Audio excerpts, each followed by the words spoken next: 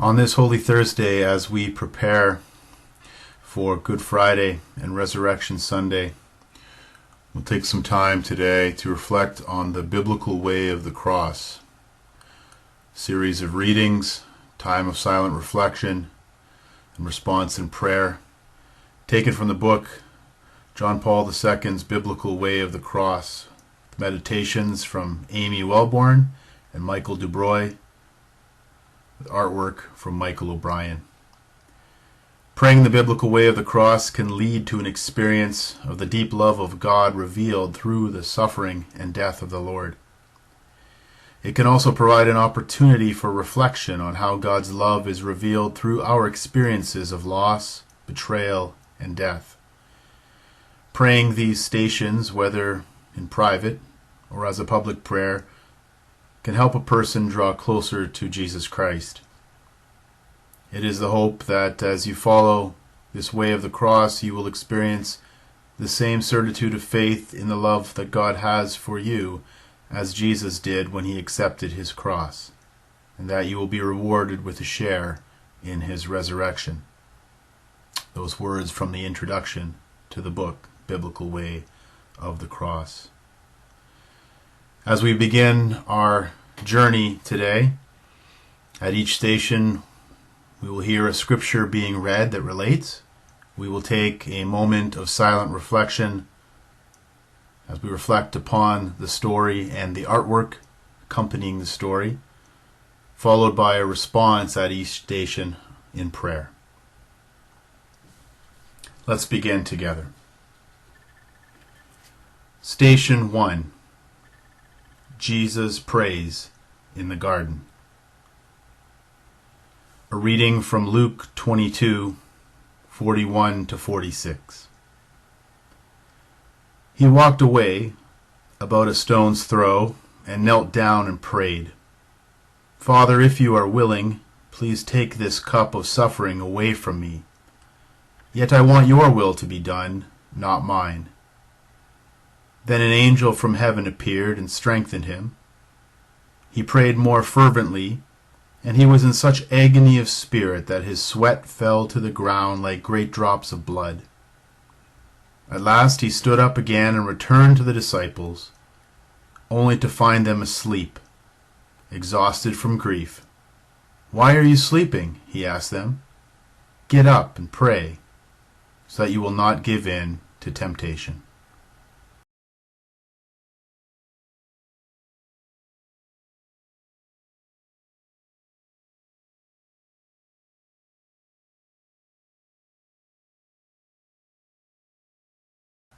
Jesus, we see you in the garden, praying in the darkness of night. Your anguished prayer is one of deep struggle with the Father's will. While you agonize over the Father's will and are strengthened to fulfill his plan, your disciples, overcome with sadness, can do nothing but give themselves over to sleep. As we begin this journey with you, Jesus, help us to see that for you it was a journey of love. May we learn from this walk how to follow you more closely and accept the love that you have for us. O Jesus, wake us from our sleep. Help us to face life's difficulties honestly, knowing that we can trust in God. Strengthen us in the time of our trials. May our prayer always be an expression of all that we are and all that we do. We love you, Jesus. Teach us how to pray. Lord, have mercy. Christ, have mercy. Lord, have mercy. Station number 2. Jesus is betrayed and arrested. A reading from Mark 14:43-46. And immediately, even as Jesus said this, Judas, one of the 12 disciples, arrived with a crowd of men armed with swords and clubs. They had been sent by the leading priests, the teachers of religious law, and the elders. The traitor, Judas, had given them a prearranged signal. "You will know which one to arrest when I greet him with a kiss. Then you can take him away under guard." As soon as they arrived, Judas walked up to Jesus. "Rabbi," he exclaimed, and gave him the kiss. Then the others grabbed Jesus and arrested him.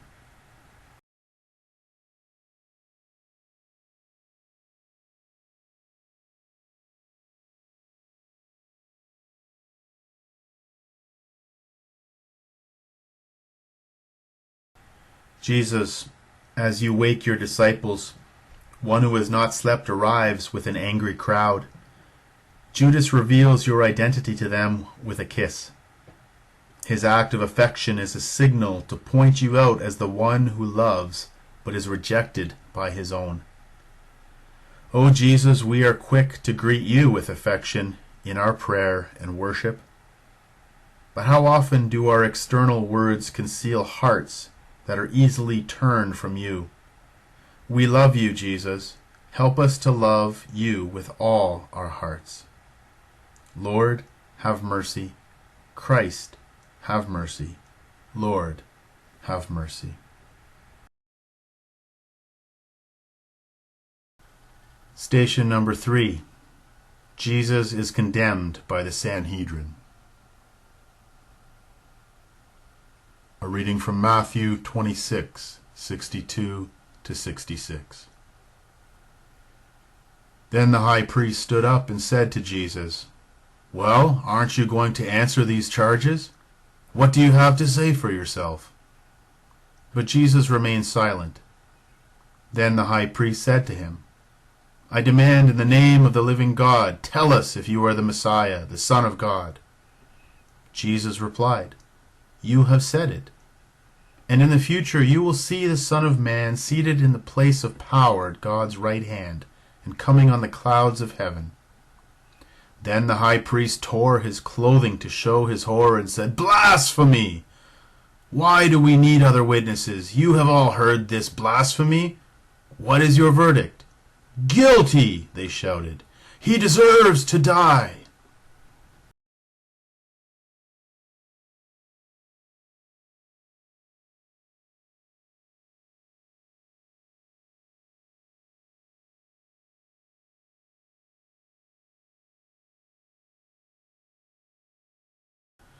Jesus, your words are blasphemy to the ears of the high priest. He tears his garments, unable to see the presence of God and the one who stands before him, arrested and accused. He cannot believe in a God who, because of such great love, would willingly become so powerless. O Jesus, we can be so limited in our vision. We find it difficult to look beyond our narrow expectations and see you as you are. Give us the grace to hear your words clearly and to follow you in truth. We love you, Jesus. Reveal to us what God is like. Lord, have mercy. Christ, have mercy. Lord, have mercy. Station number 4. Peter denies knowing Jesus. A reading from Matthew 26:62 to 66. Meanwhile, Peter was sitting outside in the courtyard. A servant girl came over and said to him, "You were one of those with Jesus the Galilean." But Peter denied it in front of everyone. "I don't know what you're talking about," he said. Later, out by the gate, another servant girl noticed him and said to those standing around, "This man was with Jesus of Nazareth." Again, Peter denied it, this time with an oath. "I don't even know this man," he said. A little later, some of the other bystanders came over to Peter and said, "You must be one of them. We can tell by your Galilean accent." Peter swore, "A curse on me if I'm lying. I don't know the man." And immediately the rooster crowed. Suddenly, Jesus' words flashed through Peter's mind. "Before the rooster crows, you will deny 3 times that you even know me." And he went away, weeping bitterly.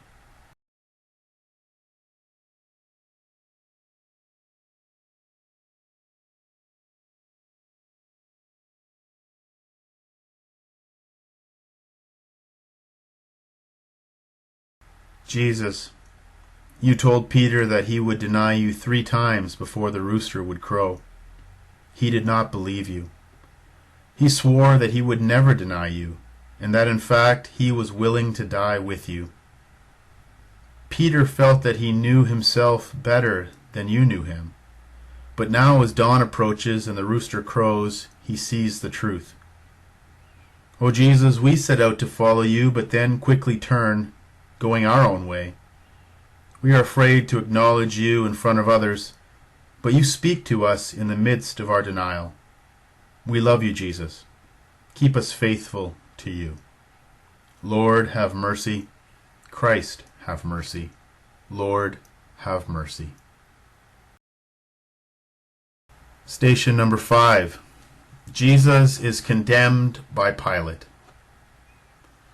A reading from Luke 23:13-15 and 23-24.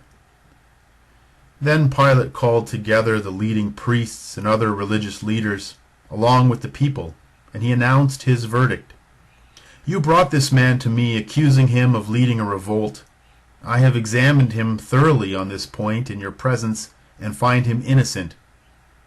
Herod came to the same conclusion and sent him back to us. Nothing this man has done calls for the death penalty.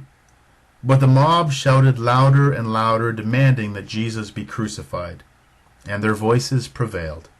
So Pilate sentenced Jesus to die, as they demanded.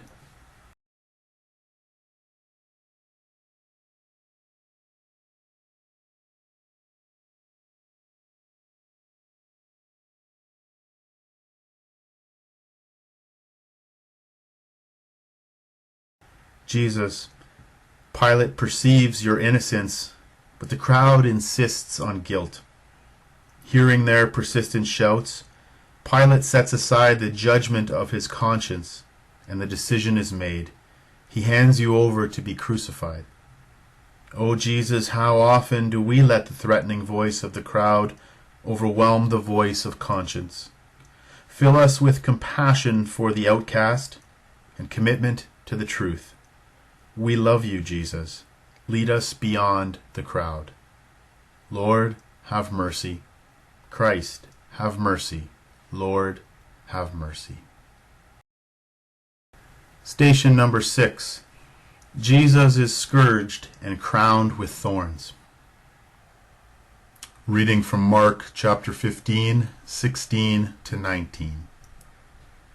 The soldiers took Jesus into the courtyard of the governor's headquarters, called the Praetorium, and called out the entire regiment. They dressed him in a purple robe, and they wove thorn branches into a crown and put it on his head.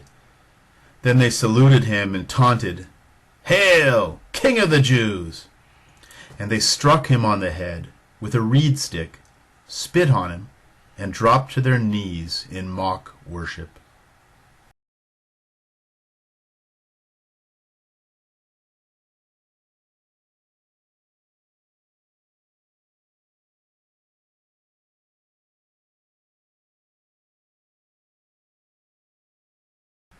Jesus, soldiers of an earthly realm mock your kingship. You are so powerless in their eyes, so weak, the ruler of a kingdom that is so unlike the kingdoms of this world, and therefore must not exist. They treat you as a foolish impostor caught in a lie. O Jesus, how often do we look for the kingdom with the eyes of the world rather than with the eyes of faith? We forget your promises that your kingdom is among us. Help us to see your strength in our weakness, your reign in our powerlessness. We love you, Jesus. Establish your rule over us. Lord, have mercy. Christ, have mercy. Lord, have mercy. Station number 7. Jesus takes up his cross. A reading from John chapter 19, verses 16-17. Then Pilate turned Jesus over to them to be crucified. So they took Jesus away. Carrying the cross by himself, he went to the place called Place of the Skull, in Hebrew, Golgotha.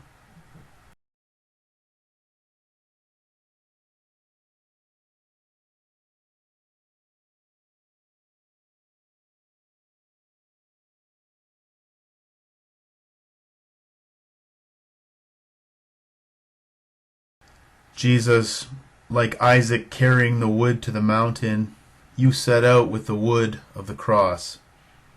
But unlike him, you will not ask your Father where the lamb is, because you know you are the lamb of the sacrifice. You now begin your journey with the cross. O Jesus, you carry a cross which is given unjustly. You willingly bear the burden of our sinfulness and accept the cross of our guilt. There is no greater love than this, to lay down one's life for one's friends. We love you, Jesus. Help us to show this love in our lives. Lord, have mercy. Christ, have mercy. Lord, have mercy. Station number 8. Simon of Cyrene helps Jesus. A reading from Luke 23, verse 26. As they led Jesus away, a man named Simon, who was from Cyrene, happened to be coming in from the countryside. The soldiers seized him and put the cross on him and made him carry it behind Jesus.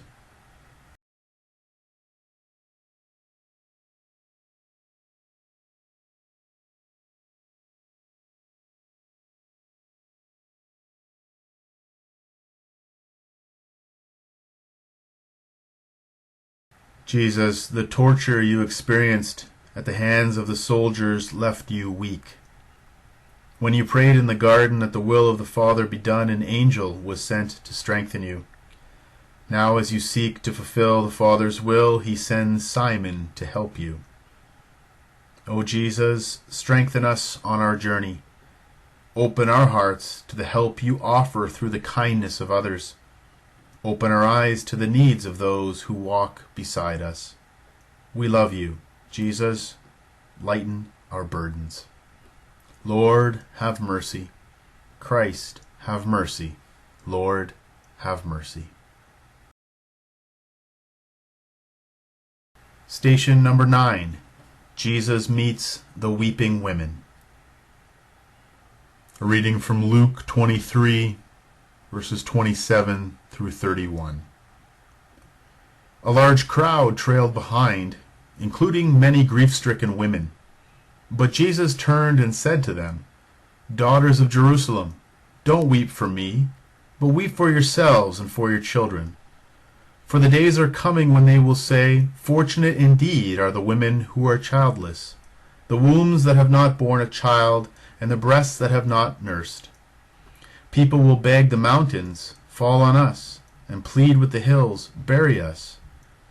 For if these things are done when the tree is green, what will happen when it is dry?"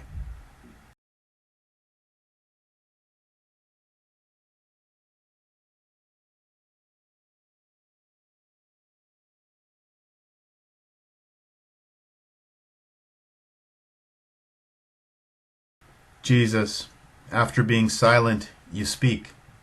You turn the eyes of the women away from your suffering and toward the destructive powers of sin. You warn them not to shed their tears for you, but rather for themselves and their children. If you, the innocent one, can suffer so, what will be the fate of the guilty? O Jesus, the wood is now very dry. Set fire to the world so that it might burn with your love. Destroy all hatred. Fill us with joy again. Teach us to mourn the way things are. Show us the way they could be. We love you. Jesus, weep for us. Lord, have mercy. Christ, have mercy. Lord, have mercy. Station number 10. Jesus is crucified. A reading from Luke 23, verses 33 through 38. When they came to a place called the Skull, they nailed him to the cross. And the criminals were also crucified, one on his right and one on his left. Jesus said, "Father, forgive them, for they don't know what they are doing." And the soldiers gambled for his clothes by throwing dice. The crowd watched and the leaders scoffed. "He saved others," they said. Let him save himself if he really is God's Messiah, the chosen one." The soldiers mocked him too by offering him a drink of sour wine. They called out to him, "If you are the king of the Jews, save yourself."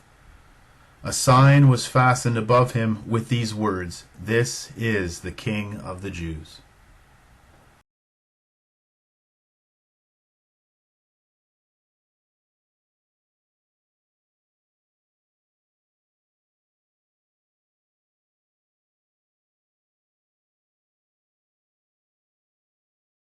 Jesus, your suffering continues as nails are driven into your hands and feet, and taunting jeers are hurled at your body imprisoned on the cross. Yet to those who mock and challenge you, you offer no reproach, only forgiveness and compassion for them in their ignorance. O Jesus, how often we have acted as if the way of the cross were unnecessary and too difficult. We believe we know a better way, a way worn down by the crowd.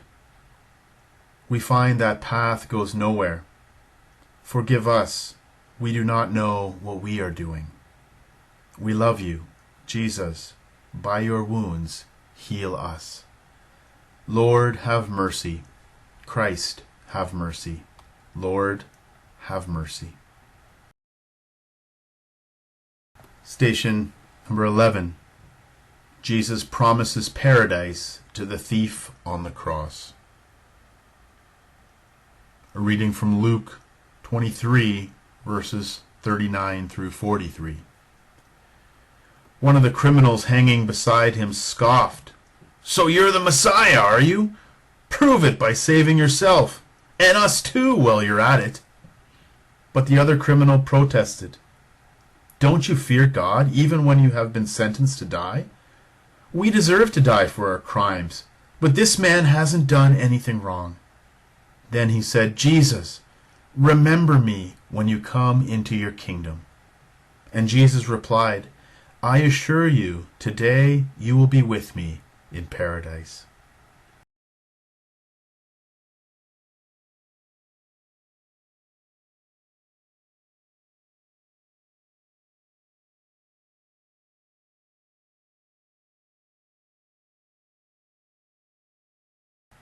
Jesus, two others are nailed on either side of you.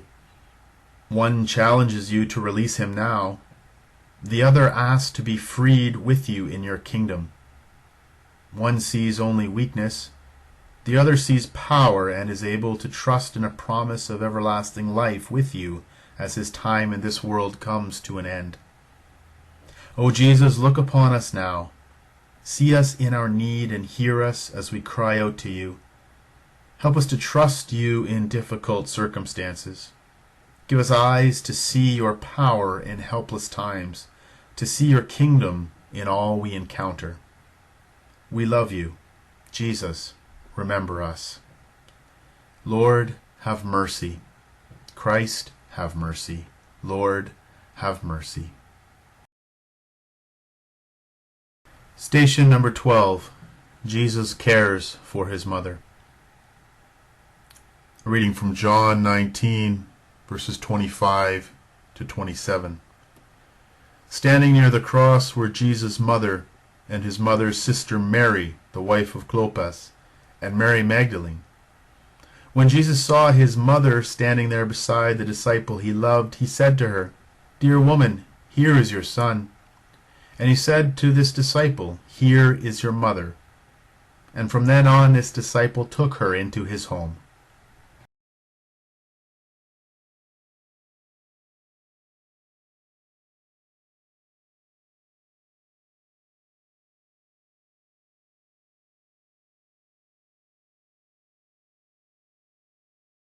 Jesus, you give your mother to the disciple you love.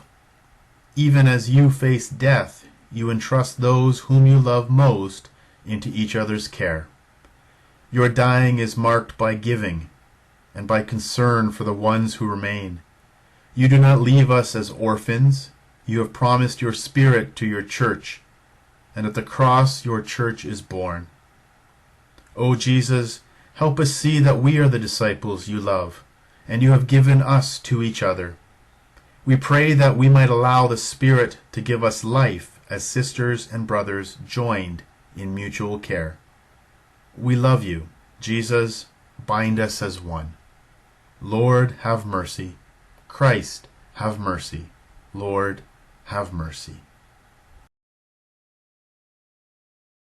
Station number 13. Jesus dies. A reading from Luke 23, verses 44 to 47.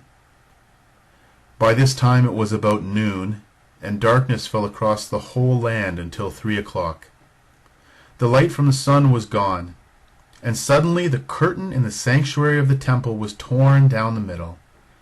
Then Jesus shouted, "Father, I entrust my spirit into your hands." And with those words he breathed his last. When the Roman officer overseeing the execution saw what had happened, he worshipped God and said, "Surely this man was innocent."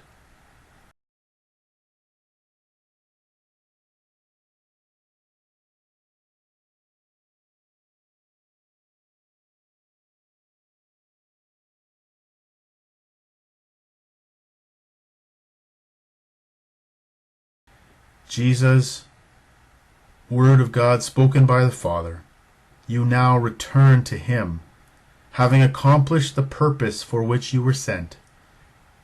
Your trust in the Father remains, even amid the dark clouds of death. O Jesus, may we too accomplish the purpose for which we were created. Help us to commit ourselves into the Father's hands, to trust in God, and believe in his love for us, a love that your death reveals to us. May your dying never be in vain. We love you. Jesus, help us to die to ourselves and live for you. Lord, have mercy. Christ, have mercy. Lord, have mercy.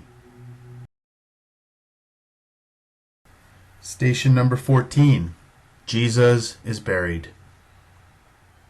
A reading from Luke 23, 53 to 66. Then he took the body down from the cross and wrapped it in a long sheet of linen cloth and laid it in a new tomb that had been carved out of the rock. This was done late on Friday afternoon, the day of preparation, as the Sabbath was about to begin. As his body was taken away, the women from Galilee followed and saw the tomb where his body was placed. Then they went home and prepared spices and ointments to anoint his body. But by the time they were finished, the Sabbath had begun, so they rested as required by the law.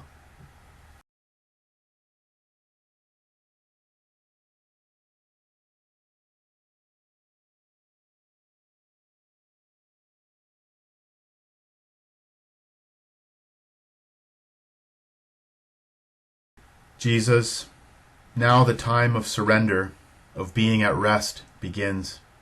It is the seventh day when God rested from the work of creation. And you, the Son of God, rest and await the dawn of the eighth day, when all will be made new, and we wait with you. O Jesus, teach us to rest. Deliver us from thinking that everything depends upon our actions.